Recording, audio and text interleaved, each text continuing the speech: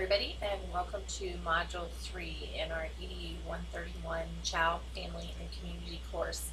I wanted to make a video to give you an overview and get you started with this module. As always, let's open the task list and see what we have in store for us in this module. You can see on the screen in front of you that we're going through materials and the text for Chapter 8, Chapter 9, Chapter 10, and Chapter 11. We also have the class newsletter assignment and the traveling suitcase that will also show up.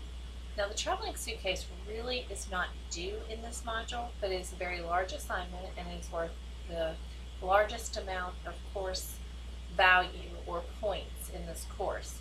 So we're introducing it here, but it will be due in the next module. So you definitely don't want to put it off, though. It is, like I said, it is a big assignment. So we have the introduction and the overview, and I'll go over that in a little bit more detail in just a minute. So those are the materials that we're going to read. We're going to read Chapter 8, 9, 10, and 11. We're going to look at the class newsletter assignment, and then we're going to look at the traveling suitcase assignment. What you're going to actually turn in is that newsletter. You'll see the due date and the points there. You're going to do the Module 3 journal, and you'll do Test 2, which is over Chapters 8 through 11. The dates that it's open are listed here for you as well. And as always, all the assignments are due by 11:59. So let's jump right into the course so we can see where everything is. Again, here we are in Module 3. We just looked at the task list. Here's all of your resources for Chapter 8, Chapter 9, Chapter 10, Chapter 11. Here is your parent newsletter assignment.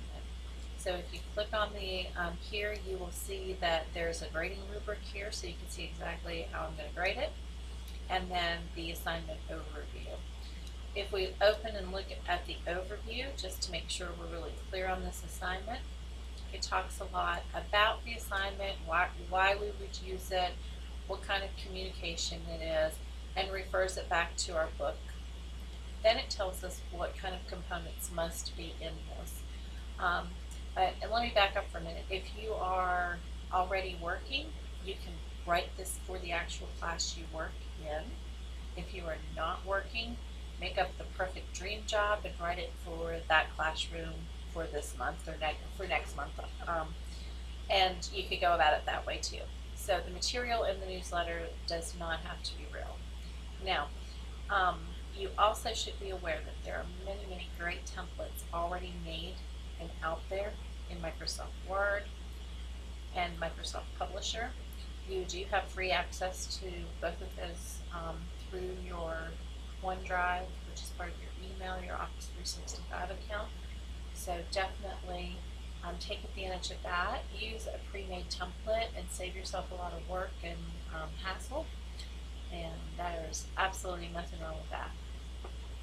So in creating the newsletter, the components that you have to have are right here. You use a template from Microsoft Word, Publisher, PowerPoint, or some other software that has spelling and grammar check. You include graphics such as photo or clip art. You use black text, size 10 to 12 for stories. Headings can be larger and may include some color. Each story should have a heading. Do not use more than 2 different fonts in the newsletter. Include some current classroom news. Include some upcoming class events. And include some upcoming areas of study. Include some ways that parents can engage with children at home. And the newsletter must be at least 1 full page, but can be longer if you have a hard time getting all of that into 1 page. The spacing should not be crowded or awkward. The newsletter should be free from spelling and grammar mistakes. And the newsletter should be easy for all families to read, including those who English may be their second language. You'll submit the newsletter electronically, so color and graphics are nothing to be concerned about. I'm not going to ask you to print this. So feel free to add color in the pictures and know that that's not an issue. All right, so that is the newsletter assignment. And again, if you want to see the grading rubric, it is right here. I always suggest looking at the grading rubric. And it tells you exactly how to get full credit on each of those items that we just mentioned. It's not coming up right. There it is. So you can go through and you can see how to get maximum points for each of those items.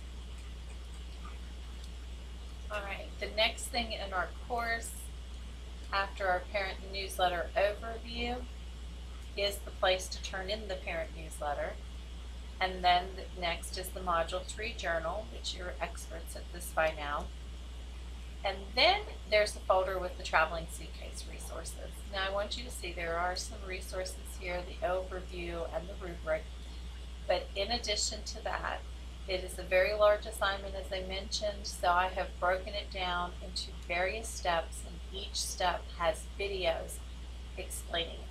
So you will want in this module to read all the materials and watch all the videos and start working on your ideas and pulling those together so that you will be able to complete the assignment on time.